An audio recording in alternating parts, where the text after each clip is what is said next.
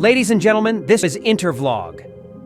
I said, this is Intervlog, the channel where we celebrate Africa's progress, industrialization, and economic independence.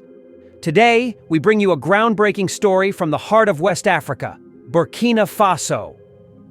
While other nations are lamenting the withdrawal of USAID, Burkina Faso is celebrating the grand opening of West Africa's largest pasta plant. And who is behind this incredible transformation? None other than the visionary leader, the fearless patriot, the architect of Burkina Faso's economic sovereignty, President Captain Ibrahim Traoré. The world is witnessing a historic moment. On February 18, 2025, Burkina Faso is not crying over lost foreign aid. Instead, it is celebrating the inauguration of a $14 million pasta plant in Kulpele. While other African countries are struggling with the sudden withdrawal of USAID, Burkina Faso is proving that it has already secured its future. The foresight of Captain Ibrahim Traoré ensured that before the USAID exit, Burkina Faso was well on its way to food self-sufficiency and industrial dominance. President Traoré's leadership is the epitome of good governance. He did not wait for foreign donors to dictate Burkina Faso's fate. He took action. He built infrastructure. He supported local industries. And today, Burkina Faso is surpassing regional economic giants like Nigeria, Morocco, and Algeria in agricultural productivity and industrial output. This is not just any factory. This is a revolution. Anadolu Industry, the state-of-the-art pasta plant, is designed to produce 100 tons of pasta daily in 5 different varieties. But that's not all. It is supported by a local flour mill with the same capacity, ensuring that Burkina Faso's wheat farmers benefit directly from this industrial marvel. No more over-reliance on foreign wheat. Burkina Faso is cultivating 2,000 hectares of wheat land to supply this plant. The figures speak for themselves. Burkina Faso is yielding 2 tons of wheat per hectare, outperforming Nigeria, Morocco, and Algeria, where yields range from 1 to 1.6 tons per hectare. This is the result of strong leadership, strategic vision, and a commitment to food sovereignty. Intervlog is ecstatic. Wow, we are witnessing an industrial revolution in real time. While some African nations are still crying for international handouts, Burkina Faso is showing the world that Africa can stand on its own. This is the Traoré doctrine in action: economic self-reliance, strategic industrialization, and bold governance. The USAID withdrawal exposed the vulnerabilities of many African economies, but not Burkina Faso. Because Captain Ibrahim Traoré was already several steps ahead. He knew that food security is the foundation of national sovereignty. He knew that Burkina Faso could no longer depend on the whims of foreign aid. And he acted decisively to build industries that will sustain the nation for generations to come. But wait, there is more. Burkina Faso is not stopping at pasta. Under the leadership of Captain Ibrahim Traoré, the country recently launched an infant flour manufacturing unit, Moulin de Transformation Agroalimentaire, in Ouagadougou. This facility will produce 12 tons of infant flour per day, supporting child nutrition while promoting local agriculture. And just last year, Burkina Faso opened another food processing plant under the guidance of Agriculture Minister Ismail Sombié. This facility focuses on transforming local cereals into high-demand products, ensuring that Burkina Faso is not only feeding its own people, but also shaping the future of Africa's food industry. Burkina Faso has set the standard. No more foreign dependency. No more waiting for foreign aid. The inauguration of West Africa's largest pasta plant is proof that with visionary leadership, Africa can rise. Captain Ibrahim Traoré has demonstrated what it means to lead with courage, intelligence, and foresight. Burkina Faso is not lamenting USAID's withdrawal.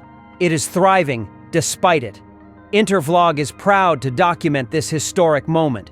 The world is watching, and we say this loud and clear. Burkina Faso is no longer waiting for handouts. It is building its own future. Bravo, Captain Ibrahim Traoré.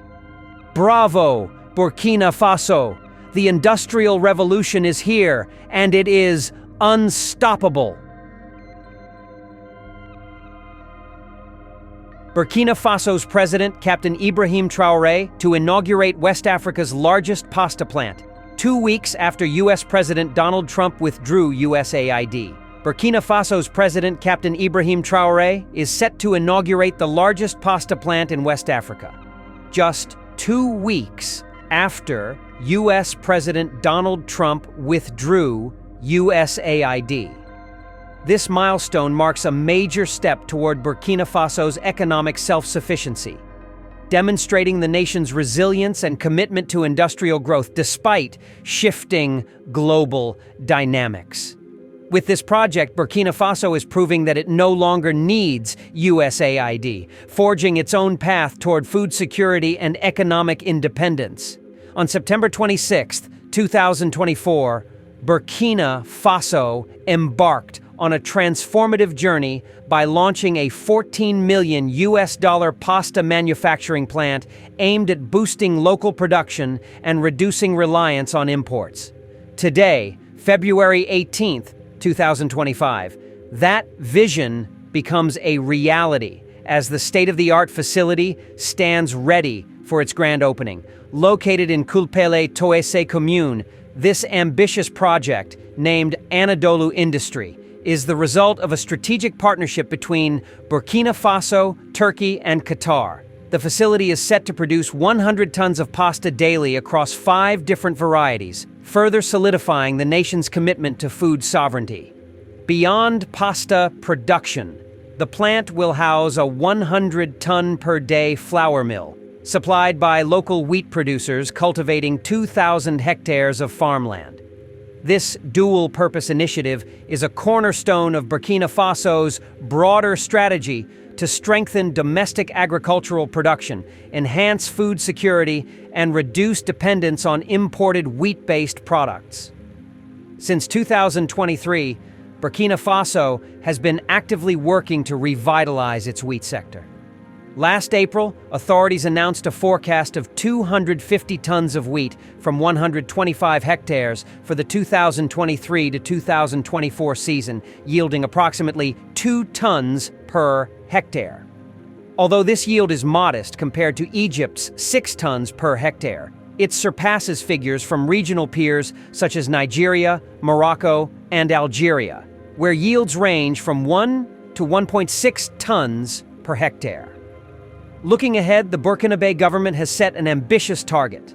By 2025, it plans to cultivate 1,500 hectares of wheat with an annual production goal of 6,500 tons.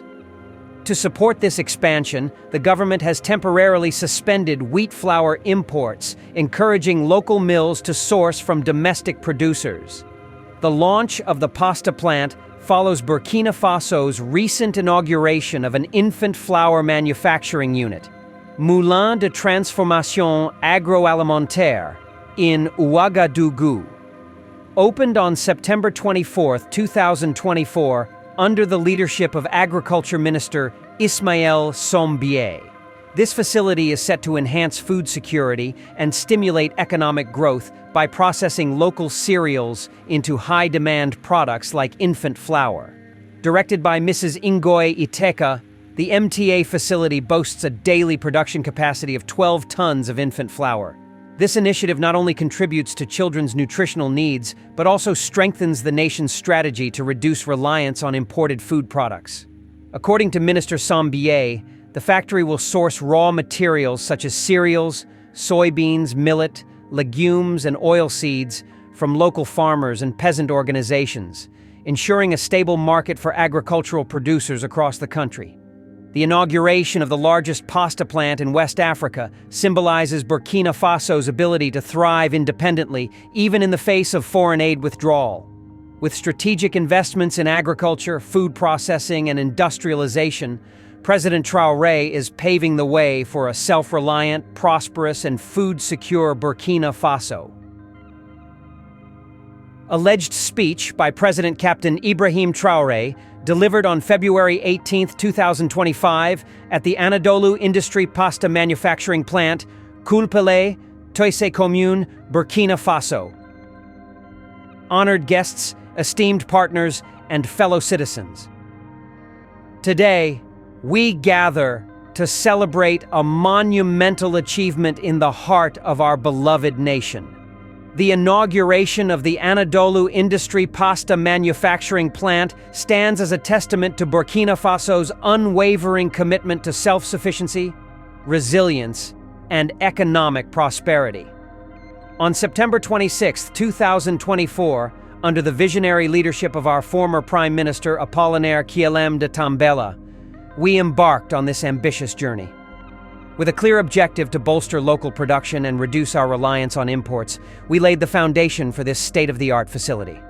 Today, merely 5 months later, we witness the fruition of that vision. This endeavor would not have been possible without the collaborative spirit and support of our esteemed partners from Turkey and Qatar.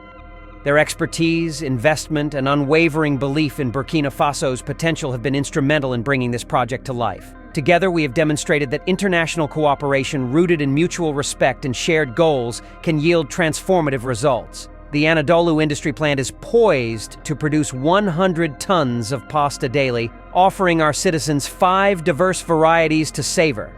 This significant production capacity not only caters to domestic demand, but also positions Burkina Faso as a key player in the West African food industry. By harnessing local resources and talent, we are creating jobs, stimulating economic growth, and paving the way for a prosperous future. At the core of this project lies a profound synergy between industry and agriculture. The facility's integrated flour mill, with a capacity of 100 tons per day, will source wheat from our dedicated local farmers cultivating 2,000 hectares of land. This symbiotic relationship ensures a steady supply chain, empowers our agricultural community, and reinforces our commitment to food security. In recent times, we have faced challenges that tested our resolve. The withdrawal of USAID support could have been a setback. However, as the proverb goes, à quelque chose malheur est bon. Every cloud has a silver lining. This moment prompted us to harness our inner strength, innovate, and chart our own path. The successful completion of this plant exemplifies our nation's ability to rise above adversity and achieve greatness on our terms. Our journey towards self-sufficiency is deeply rooted in the legacy of visionary leaders like Thomas Sankara. He once said, "Nous devons oser inventer l'avenir." We must dare to invent the future. Today, we honor his memory by taking bold steps to shape a future where Burkina Faso stands tall, independent, and thriving. Beyond its economic impact, the Anadolu Industry Plant serves as a cultural bridge, introducing our people to diverse culinary experiences. Pasta, a symbol of unity and shared meals, will now become a staple on Burkinabe tables, enriching our culinary heritage and fostering a sense of global connectedness. We are also mindful of our environmental responsibilities. The plant incorporates sustainable practices, ensuring minimal ecological footprint. By promoting local production, we reduce the carbon emissions associated with imports, contributing to a greener and healthier planet. Let this inauguration send a resounding message to the world. Burkina Faso is resilient, resourceful, and ready to forge its destiny. We welcome partnerships that respect our sovereignty and contribute to mutual growth. Together, we can build a future where every Burkinabe has the opportunity to thrive. I extend my heartfelt gratitude to everyone who has contributed to this monumental project, the workers, engineers, farmers, partners, and community members. Your dedication and hard work have turned a dream into reality. As we move forward, let us continue to embody the spirit of unity, innovation, and resilience. In closing, I am reminded of the proverb, Seul on va plus vite, ensemble on va plus loin. Alone, we go faster, but together, we go further. Let us continue to walk this path together, hand in hand, towards a future of prosperity, dignity, and pride for all of Burkina Faso. The collapse of USAID at the hands of President Trump and Elon Musk is already leaving gaping holes in vital healthcare and other services that millions of Africans rely on for their survival. We are in disbelief. Africa reels as U.S.A.I.D agency is dismantled. For decades, sub-Saharan Africa was a singular focus of American foreign aid. The continent received over $8 billion a year. Money that was used to feed starving children, supply life-saving drugs, and provide wartime humanitarian assistance. In a few short weeks, President Trump and the South African-born billionaire Elon Musk have burned much of that work to the ground, vowing to completely gut the U.S. Agency for International Development. Close it down, Mr. Trump wrote on social media on Friday, accusing the agency of unspecified corruption and fraud. A federal judge on Friday halted for now some elements of Mr. Trump's attempt to shutter the agency. But the speed and shock of the administration's actions have already led to confusion, fear, and even paranoia at USAID offices across Africa, a top recipient of agency funding.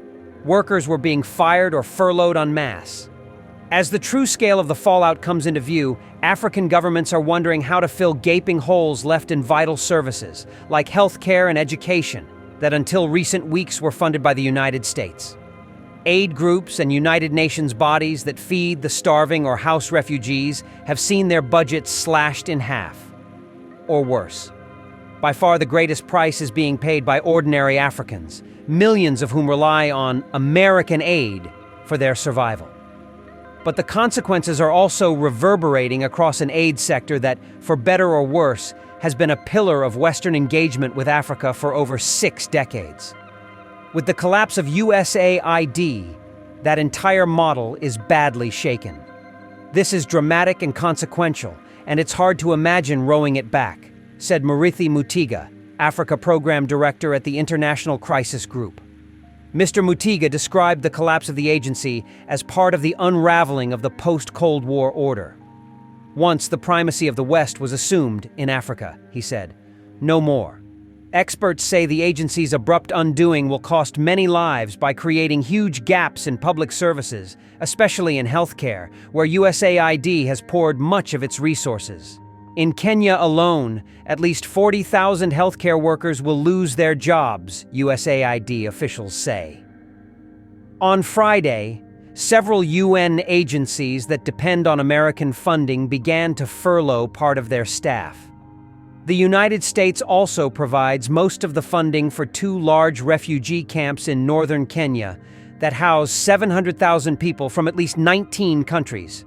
Ethiopia's health ministry has fired 5,000 healthcare professionals who had been recruited under American funding, according to an official notification obtained by the New York Times. We are in disbelief, said Medhani Alam of the Center for Victims of Torture, which treats survivors of conflict-related trauma at 9 centers in northern Ethiopia, all now closed. Of over 10,000 USAID employees worldwide, barely 300 will remain under changes conveyed to staff on Thursday night. Only 12 will remain in Africa. The most pressing challenge for many governments is not to replace the American staff, members, or money, but to save American-built health systems that are rapidly crumbling to the ground, said Keno Opalo, a Kenyan political scientist at Georgetown University in Washington. Kenya, for instance, has enough drugs to treat people with HIV for over a year, Mr. Opalo said, but the nurses and doctors to treat them are being let go, and the clinics are closing. Broader economic shocks are also likely in some of the world's most fragile countries. American aid accounts for 15% of economic output in South Sudan, 6% in Somalia, and 4% in the Central African Republic, said Charlie Robertson, an economist who specializes in Africa. We could see governance effectively cease in a few countries, unless others step up to replace the hole left by the U.S., he said. Whether USAID is truly may yet be determined by Congress and the U.S. courts, where supporters have filed a raft of legal challenges. But the Trump administration seems determined to move faster than its challengers. As Mr. Musk and his team have commandeered the agency's operations in Washington, shuttering its headquarters and sacking or suspending 94% of its staff, its vast aid machinery in Africa has shuddered to a halt. This is the end of our program today. See you on Vlog, same time tomorrow. Thanks for watching. Please like and subscribe to my channel and press the bell icon to get new video updates. Thank you for watching Vlog. Thank you.